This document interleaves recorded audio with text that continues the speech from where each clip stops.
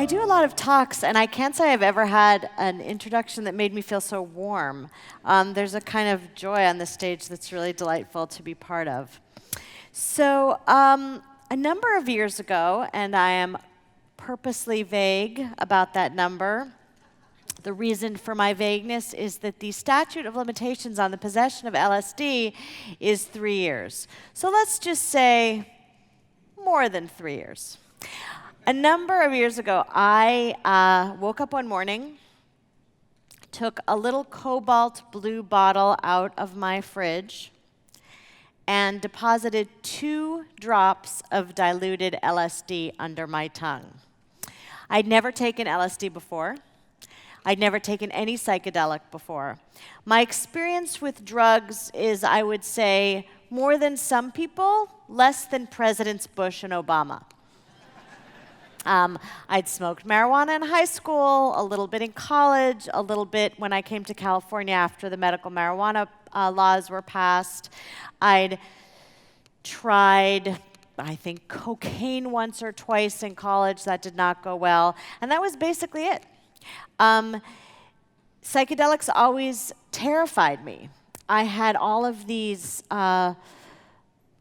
I had sort of accepted all of this mythology around psychedelic use. I remember when I met my husband and we were talking about, exchanging information. How many people did you sleep with? How many people did I sleep with? What kind of drugs did you use? What kind of drugs did I use?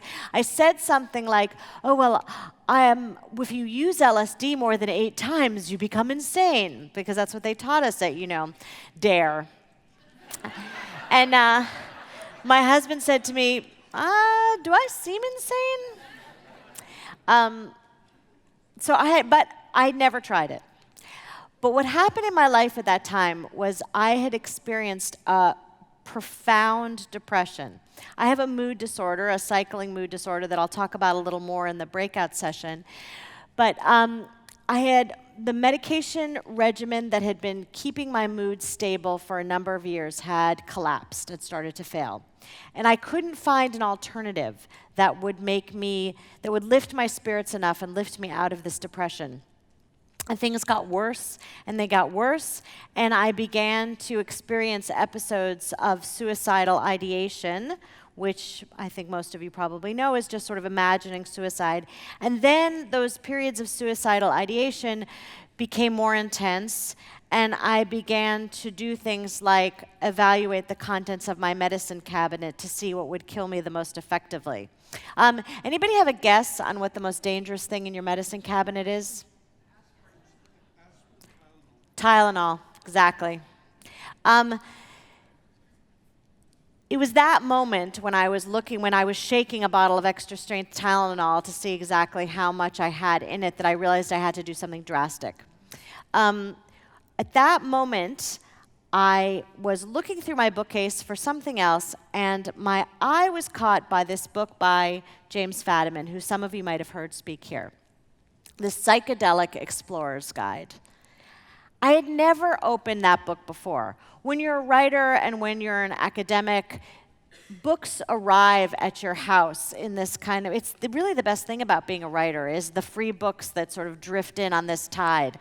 And you read some of them, and a lot of them you put on your bookshelves. And I, because I lectured and taught at UC Berkeley, I created a seminar called The Legal and Social Implications of the War on Drugs. A lot of books on drug policy would come in with the tide, but I mostly read fiction.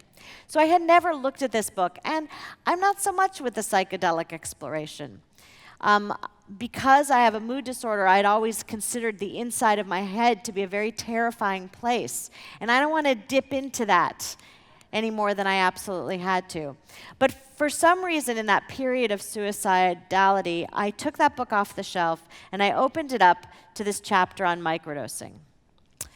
Microdosing, a microdose is a small subperceptual dose of a drug, any drug. You can microdose chocolate. You can microdose LSD. You can microdose marijuana. You could microdose donuts, which I was contemplating as I was standing outside. I can't microdose donuts. You might be able to.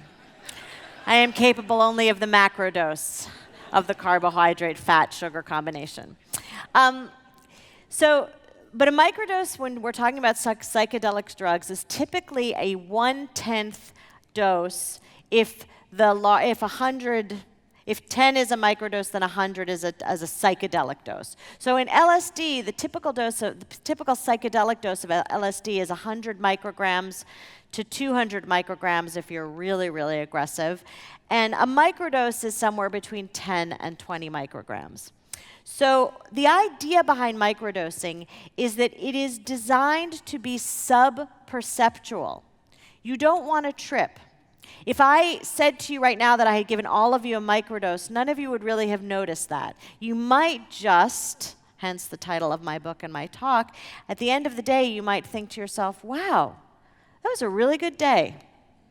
But you wouldn't see things burst into bloom. You wouldn't have kaleidoscopic colors drifting through your field of vision. You wouldn't necessarily feel that sense of oneness that with the universe that we're talking about so much over the course of the past few days. I read about this microdosing, and suddenly, for no reason that I can really explain, I decided that I wanted to try it. There were other options open to me at that period of deep depression. I could have tried electroconvulsive therapy. I could have tried ketamine. I could have checked myself into a hospital.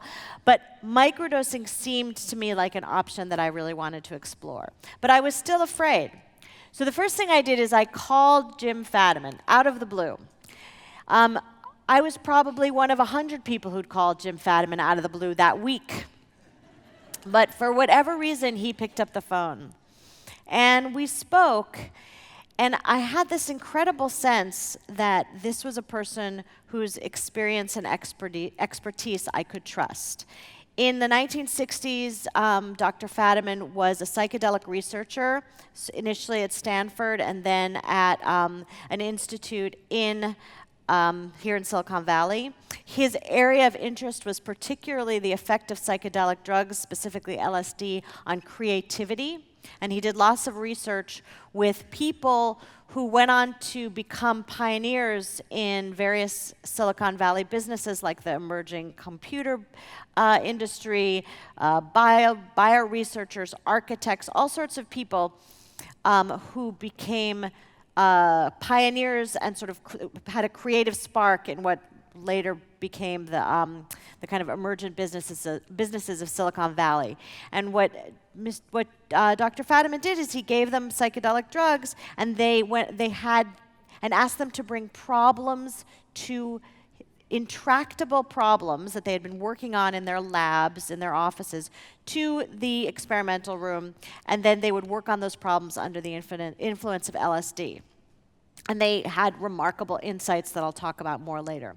But Dr. Fadiman and I talked about LSD, and we talked about this creativity research, and we talked about the research that was going on at Johns Hopkins and NYU and UCLA Harbor using psilocybin, another psychedelic drug that operates very similarly on the brain as LSD, to treat intractable depression, specifically depression in people facing the end of life, and the remarkable results that we were starting to see there.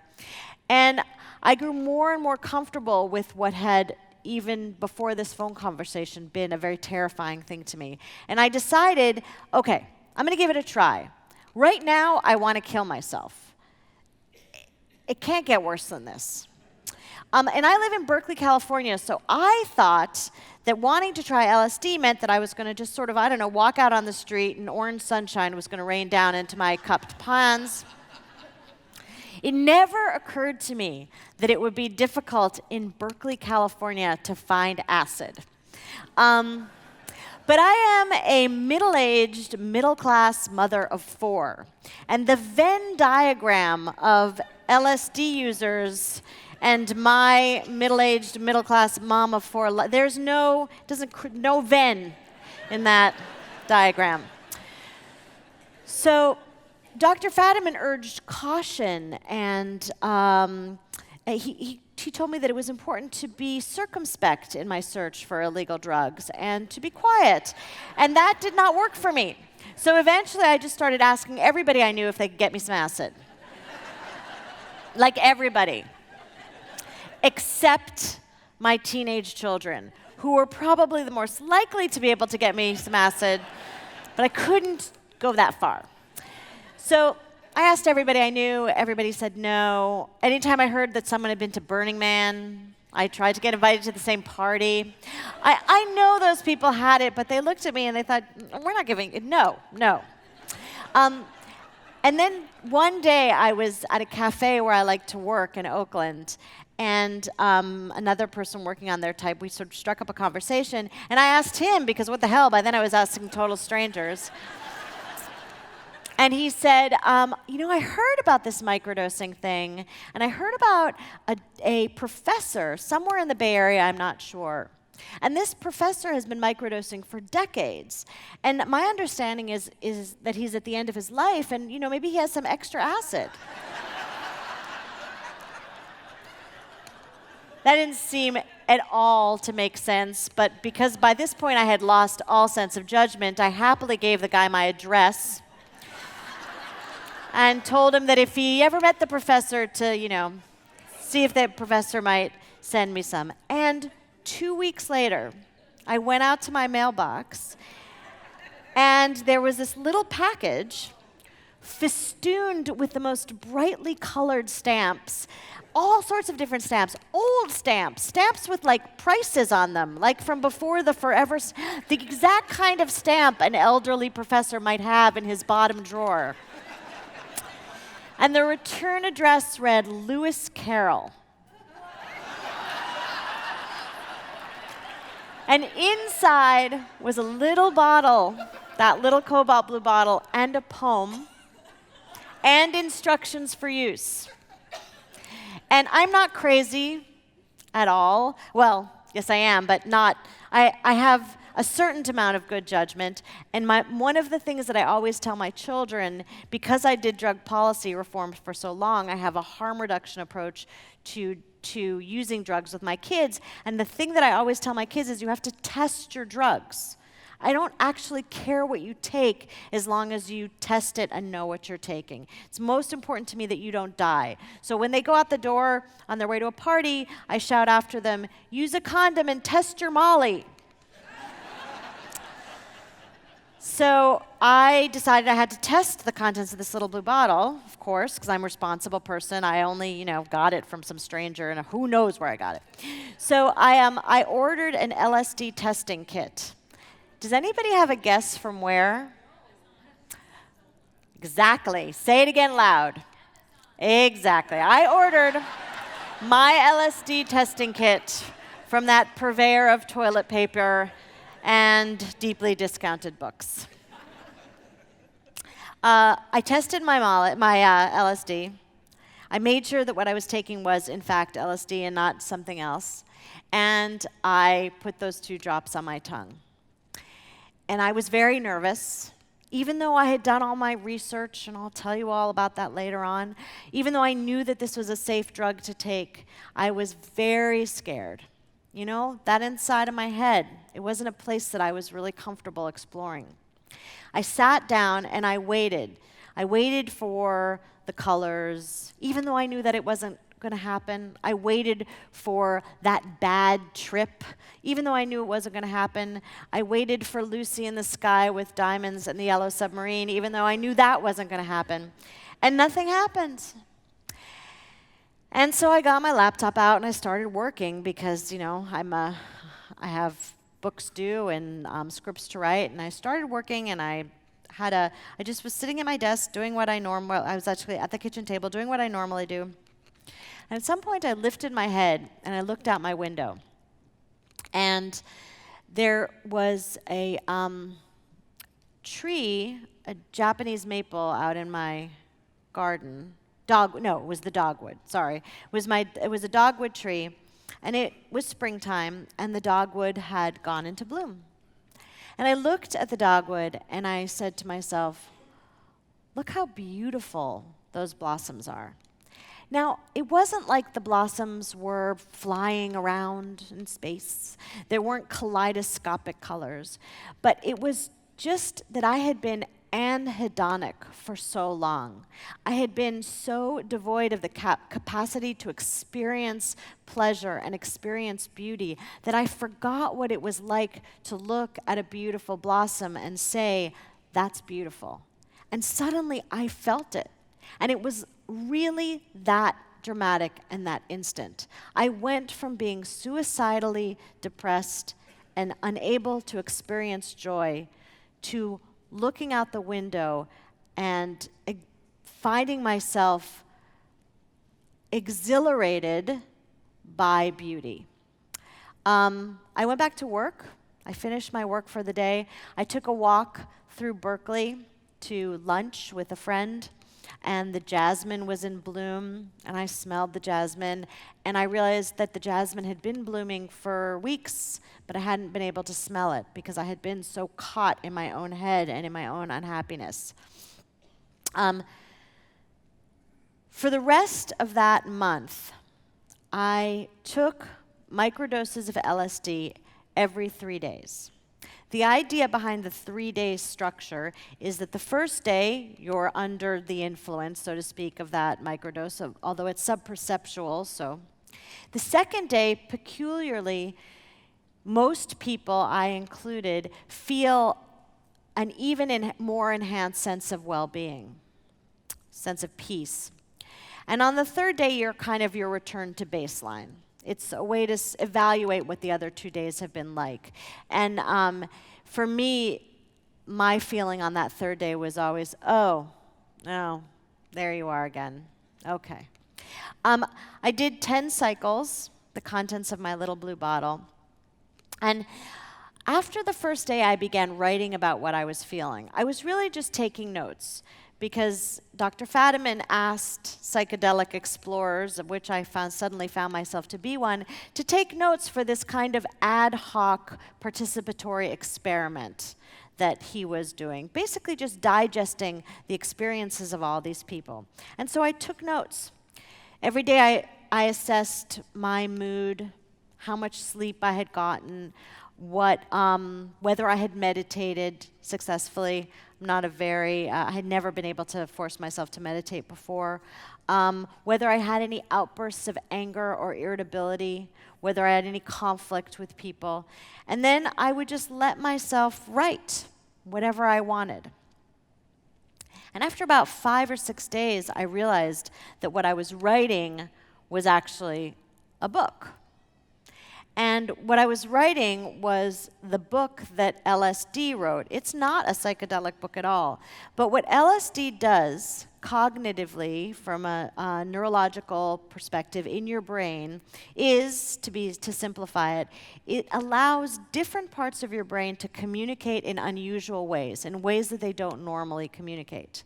And the book that I wrote over the course of that month is a book that's all sorts of different things, but they communicate in unusual and, I think, for me at least, exciting ways. It's a book about microdosing. It's a book about the history of psychedelics. It's a book about the criminal justice system. And it's a memoir of my own struggles with mental illness, my marriage, my children. And all of those integrate into this one whole. I did, in fact, write the book over the course of that month. You know, people who microdose, some people do it for lots of different reasons. Some people do it for mental health.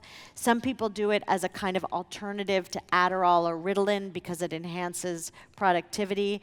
I wasn't really in it for that, but, you know, it certainly helped me to, you know, I don't think I would have been able to write a book in a month if it hadn't been for the LSD.